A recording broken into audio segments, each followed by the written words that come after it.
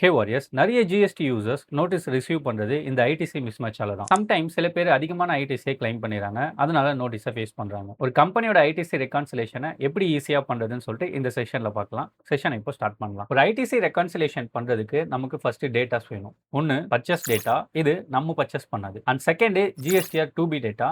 இந்த 2B டேட்டால RCM invoice, which mean opposite person RCM பர்சனா இருந்தாங்க அப்படின்னா அவங்க இன்வைஸ் இஷ்யூ பண்ணியிருந்தாங்கன்னா அந்த இன்வைஸும், ஆக்சுவலா நம்ம பர்ச்சேஸ் பண்ண இன்வாய்ஸும், கிரெடிட் நோட் இது எல்லாமே 2Bலயே இருக்கும். நான் இங்க ஜஸ்ட் அத தனித்தனியா பிரிச்சு வச்சிருக்கேன். உங்களுக்கு ஈஸியா அண்டர்ஸ்டாண்ட் ஆகணும் அப்படின்றதுக்காக. சோ இது நம்மளோட ஓன் பர்ச்சேஸ், இது 2Bல இருக்க பர்ச்சேஸ் ரிப்போர்ட், இது ஆர்சிஎம், இது கிரெடிட் நோட், இது மொத்த சேல்ஸ். ஏன் இந்த சேல்ஸ் ரிப்போர்ட்டை நான் இங்க வச்சிருக்கேன் அப்படின்னா, அப்பதான் நம்மளால ஃபைனல் அவுட்புட் டாக்ஸ் லைபிலிட்டி எவ்வளோன்னு சொல்லிட்டு ஈஸியா ஐடென்டிஃபை பண்ண முடியும். அதுக்காக தான். இப்ப ஆக்சுவலா நம்ம ஒரு கம்பெனிக்கு ஐடிசி ரெக்கான்சிலேஷன் பண்ண போறோம்.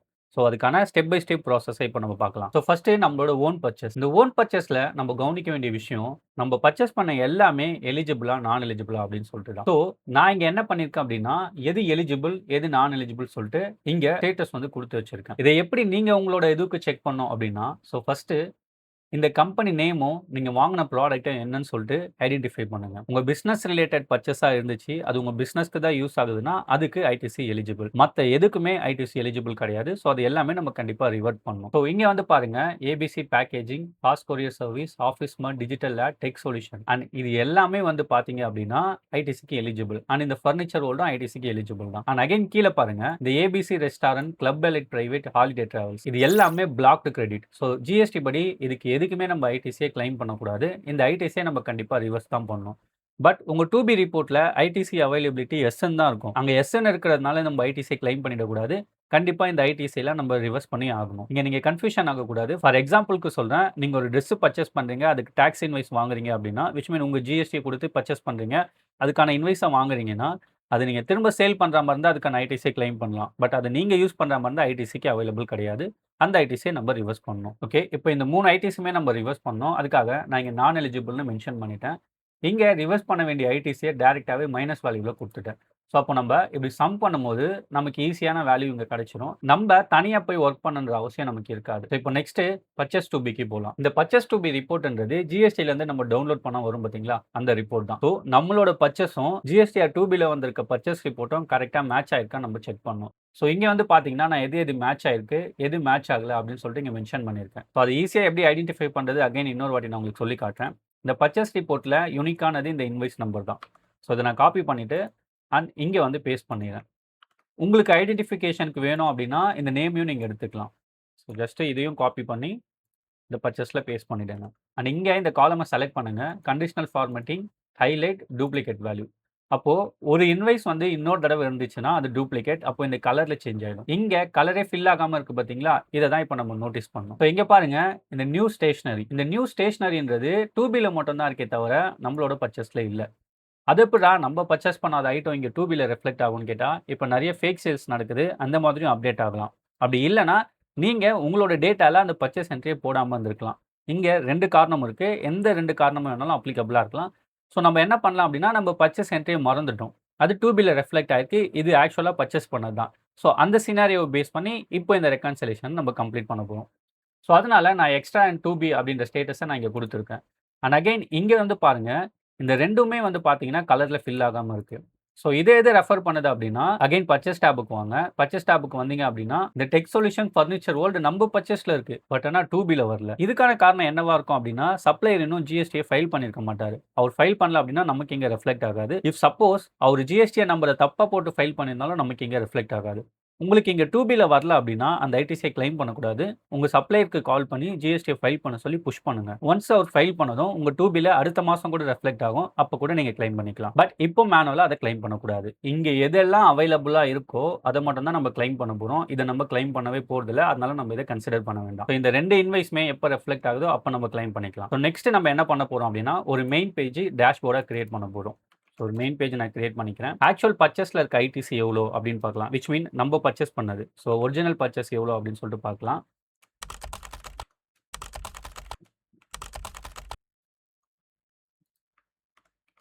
இப்போ நம்ம ஒரிஜினல் எலிஜிபிள் ஐடிசி எவ்வளோன்னு சொல்லிட்டு செக் பண்ணோம். ஸோ அதுக்கு இங்கே இந்த வேல்யூவை சம் பண்ணிக்கலாம். பட் இங்கே நம்ம சம் பண்ணுறதுக்கு முன்னாடி கவனிக்க வேண்டிய ஒரு விஷயம், இந்த 2B ரிப்போர்ட்டில் ஒன்று மட்டும் மிஸ் ஆயிடுச்சு பார்த்தீங்களா, இது ஆக்சுவல் தான். பட் ஆனா, அங்க நம்ம பர்ச்சேஸ்ல என்ட்ரி பண்ண மிஸ் பண்ணிட்டோம். அப்போ இதுவும் நமக்கு எலிஜிபிள் ஐடிசி தான். இந்த வேல்யூவ நம்ம இங்க ஆட் பண்ணிக்கலாம்.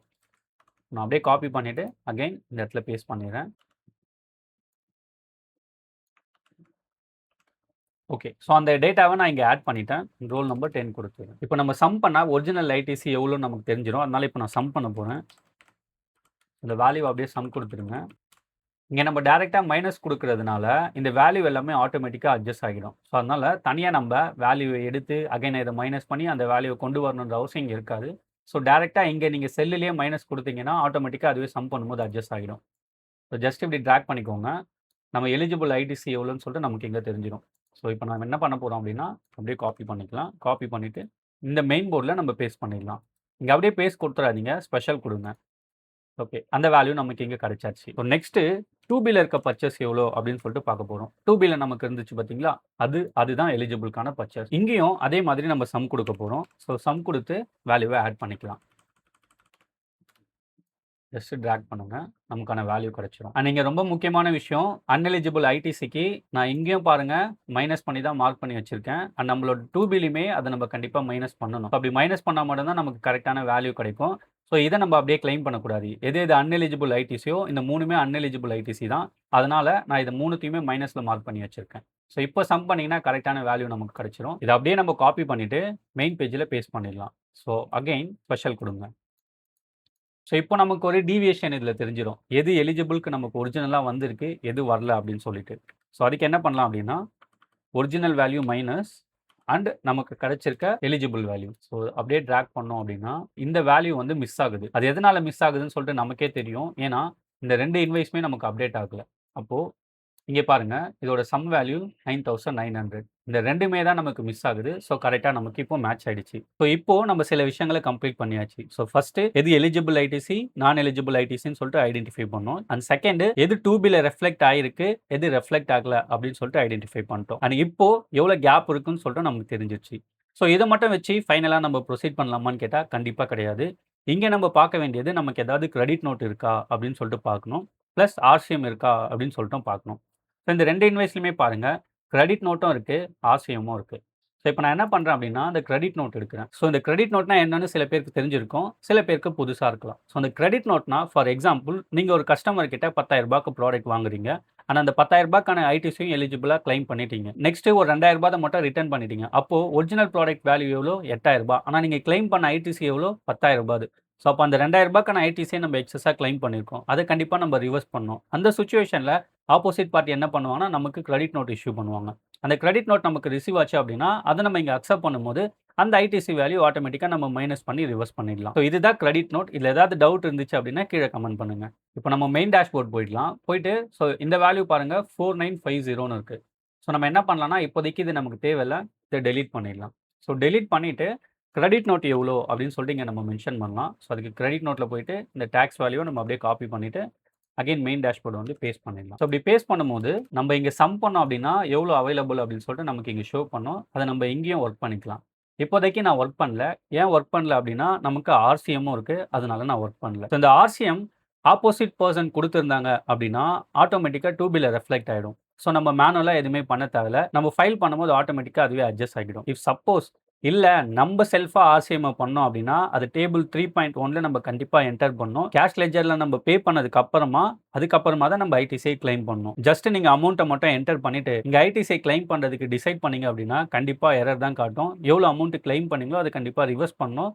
அதுக்கு இன்ட்ரெஸ்ட்டும் பே பண்ற மாதிரி ஆகிடும். ஸோ அதனால இல்லாத அமௌண்ட்ட கண்டிப்பா கிளைம் பண்ணாதீங்க. ஃபார் எக்ஸாம்பிள் இப்போ நான் செல்ஃபா ஒரு இன்வாய்ஸ் குடுத்துருக்கேன் ஆர்சிஎம். அதுக்கு எப்படி பண்றதுன்னு பார்க்கலாம். இந்த ஆர்சிஎம் கிளிக் பண்ணிக்கிறேன். இந்த 10,000க்கு 18% டாக்ஸ்ல நான் டாக்ஸ பே பண்ணிட்டேன். விச் மீன் நான் கேஷ் லெட்ஜர்ல பே பண்ணிட்டேன். இப்போ நான் என்ன பண்ணணும் அப்படின்னா, டேபிள் 3.1ல அந்த அமௌண்ட்ட குடுக்கணும். அண்ட் அதே அமௌண்ட்ட நான் திரும்ப கிளைம் பண்ணலாம் ஐடிசியா. ஸோ இதுவுமே நமக்கு அவைலபிள் எலிஜிபிள் ஐடிசி தான். ஸோ அத என்ன பண்ணோம் அப்படின்னா, இந்த மெயின் டேஷ்போர்ட்ல இங்க ஆட் பண்ணிக்கலாம். ஸோ அப்போ இந்த 4 ரோவுமே நல்லா பாருங்க. இது ஒரிஜினல். இதுல எலிஜிபிள், நான் எலிஜிபிள் மட்டும் தான் இருக்கும். ஆனா கீழ இருக்கிறது தான் அவைலபிள் ஐடிசி. ஸோ ஆக்சுவலா இந்த அவைலபிள் ஐடிசிய தான் நம்ம கன்சிடர் பண்ணணும். அண்ட் இந்த அவைலபிள் ஐடிசில கிரெடிட் நோட்ட கழிச்சு ஆர்சிஎம்ம பிளஸ் பண்ணா என்ன வருதோ அதுதான் நெட் ஐடிசி. இப்போ இத நம்ம சம் பண்ணலாம். இதுதான் நெட் ஐடிசி. விச் மீன் நம்ம கிளைம் பண்ணக்கூடிய எலிஜிபிள் ஐடிசி. ஸோ இது உங்களுக்கு புரிஞ்சிருக்கும்னு நினைக்கிறேன். இல்ல ஏதாவது டவுட் இருந்துச்சுன்னா மறக்காம கீழ கமெண்ட் பண்ணுங்க. கண்டிப்பா நம்ம அத சால்வ் பண்ணலாம். ஓகே. ஸோ இப்போ நெட் ஐடிசிய கண்டுபிடிச்சாச்சு. அண்ட் ப்ராசஸ இன்னொரு வாட்டி ரீகேப் பண்ணலாம். பர்ச்சேஸ் ரிப்போர்ட்ட ஓப்பன் பண்றோம். இதுல எலிஜிபிள் எது, நான் எலிஜிபிள் அப்படின்னு சொல்லிட்டு ஐடென்டிஃபை பண்றோம். And second two B report வரும். இதுல எது ரெஃப்ளெக்ட் ஆயிருக்கு, ரெஃப்ளெக்ட் ஆகல அப்படின்னு சொல்லிட்டு ஐடென்டிஃபை பண்றோம். And third main dashboard open பண்றோம். ஒரிஜினல் ஐடிசி எவ்வளோ, டூ பி அவைலபிள் ஐடிசி எவ்வளோன்னு சொல்லிட்டு மென்ஷன் பண்ணுறோம். அண்ட் நெக்ஸ்ட்டு கிரெடிட் நோட் என்ன இருக்கோ அதை கழிக்கிறோம். ஆர்சிஎம் இருந்தால் நம்ம அதை ஆட் பண்ணுறோம். ஸோ ஆர்சிஎம் நம்ம கை காசை போட்டு தான் கட்டுவோம். ஆனால் அதை நம்ம ஐடிசியாக கிளைம் பண்ணிக்கலாம். அது வந்து நமக்கு லாஸ் கிடையாது. டேக்ஸ் லைபிலிட்டியை பே பண்ணுறதுக்கு நம்ம அதை யூஸ் பண்ணிக்கலாம். ஸோ அதையும் நம்ம இங்கே ஆட் பண்ணியாச்சு. ஸோ நெட் ஐடிசியுமே நம்ம கண்டுபிடிச்சாச்சு. இப்போ அடுத்து ஆஃப்செட் பண்ணுறது. நான் அதில் எவ்வளோ டேக்ஸ் கட்டணும், எவ்வளோ ஐடிசி யூட்டிலைஸ் பண்ணலாம் அப்படின்னு சொல்லிட்டு இப்போ பார்க்கலாம். ஸோ அதுக்கு ஜஸ்ட் சும்மா ஒரு சேல் வேல்யூ நான் இங்கே மென்ஷன் பண்ணி வச்சிருக்கேன். இப்போ அவுட்புட் டேக்ஸ் லைபிலிட்டி எவ்வளோன்னு தெரியணும்ல, அதுக்காக நம்ம என்ன பண்ணலாம்னா சம் கொடுக்கலாம். ஜஸ்ட்டு இப்படி ட்ராக் பண்ணுங்க. ஸோ ட்ராக் பண்ணதும் நமக்கு வேல்யூ வந்துடும். ஸோ இது அவுட்புட் டேக்ஸ் லைபிலிட்டி. ஸோ இதே மெயின் டேஷ்போர்டில் ஜஸ்ட் நான் இங்கே சும்மா கொடுத்துக்கிறேன். ஸ்பெஷல் கொடுங்க. அப்படியே பேஸ்ட் கொடுத்துறாதீங்க. ஏன்னா ஃபார்முலா காப்பி பண்ணி அப்படியே பேஸ்ட் பண்ணால் இங்கே எரர் தான் வரும். இதுதான் அவுட்புட் டேக்ஸ் லைபிலிட்டி நம்ம கட்ட வேண்டியது. சில பேருக்கு ஒரு சந்தேகம் இருக்கும், பர்ச்சேஸே அவ்வளோ இல்லை, அவுட்புட் மட்டும் எப்படி அதிகமாக இருக்குது அப்படின்னு சொல்லிட்டு. ப்ரீவியஸ் மந்த்தோ இல்லை அதுக்கு முந்தின மந்த்தோ வாங்கின ஸ்டாக் கூட நமக்கு இப்போ சேல் ஆயிருக்கலாம். ஸோ அதனால அவுட்புட் டேக்ஸ் பர்ச்சேஸ்க்கு ஈக்குவலாக இருக்கணும் அப்படின்னா இயர் எண்டில் நம்ம டேலி பண்ணிட்டு பேலன்ஸாக எவ்வளோ இருக்கோ அதை டேலி பண்ணால் நமக்கு ஈஸியாக தெரிஞ்சிடும். ஓகே, இப்போ அவுட்புட் டேக்ஸ் லைபிலிட்டி எவ்வளோ நமக்கு தெரிஞ்சிருச்சு. பட் இதுதான் எக்ஸாக்ட் அவுட்புட் டேக்ஸ் லைபிலிட்டின்னு கேட்டால் கண்டிப்பாக கிடையாது. ஏன் அப்படின்னா நமக்கு ஆர்சிஎம் இருக்குது. ஸோ இந்த அவுட்புட் டேக்ஸ்ன்றது நம்ம சேல் பண்ணது மூலயமா வந்த லைபிலிட்டி. பட் ஆர்சிஎம்மையும் நம்ம பே பண்ணிட்டு அதுக்கப்புறமா தான் கிளைம் பண்ணோம். ஸோ அந்த ஆர்சிஎம்மும் நமக்கு லைபிலிட்டியாக தான் வந்து சேரும். ஆர்சிஎம் வேல்யூ இங்கே நம்ம என்டர் பண்ணிடலாம். So 900 and 900. ஸோ இதுதான் நம்ம மொத்த அவுட்புட் டேக்ஸ் லைபிலிட்டி. இப்போ ரெண்டுத்தையும் சம் பண்ணிக்கலாம். அண்ட் ஆஸ் யூஷுவல் ட்ராக் கொடுத்துருங்க. ஓகே, இப்போ நமக்கு ஃபைனல் அவுட்புட் டேக்ஸ் லைபிலிட்டி எவ்வளோன்னு தெரிஞ்சிருச்சு. ஸோ இப்போ நம்ம எவ்வளோ கையிலேருந்து கட்டுற மாதிரி இருக்கும் அப்படின்றத தெரிஞ்சுக்கலாம். ஸோ அதுக்கு என்ன பண்ணோம் அப்படின்னா output tax liability minus net ITC இதை கொடுத்தீங்கன்னா இந்த அமௌண்ட்டை தான் இப்போ நம்ம கையிலேருந்து பே பண்ணுற மாதிரி இருக்கும். இது ஆல்ரெடி உங்கள் லெட்ஜரில் இருந்துச்சுன்னா நீங்கள் அப்படியே யூட்டிலைஸ் பண்ணிக்கலாம். அப்படி இல்லைன்னா செலானை கிரியேட் பண்ணி இந்த பேமெண்ட்டை நீங்கள் கம்ப்ளீட் பண்ணலாம். That's all warriors. இந்த வீடியோ உங்களுக்கு கண்டிப்பாக ரொம்ப ஹெல்ப்ஃபுல்லாக இருந்திருக்கும்னு நினைக்கிறேன். அண்ட் இதில் உங்களுக்கு ஏதாவது டவுட் இருந்துச்சுன்னா கீழே கமெண்ட் பண்ணுங்கள். உங்களுக்கு ஜிஎஸ்டி ரிலேட்டடாக ஏதாவது சப்போர்ட் தேவைப்பட்டுச்சு அப்படின்னா ஸ்மார்ட் ஃபைலிங்கை காண்டாக்ட் பண்ணுங்கள். ஒரு கம்ப்ளைண்ட்ஸ் ஃப்ரீ சப்போர்ட்டை கண்டிப்பாக நாங்கள் பண்ணி தருவோம். தேங்க்யூ.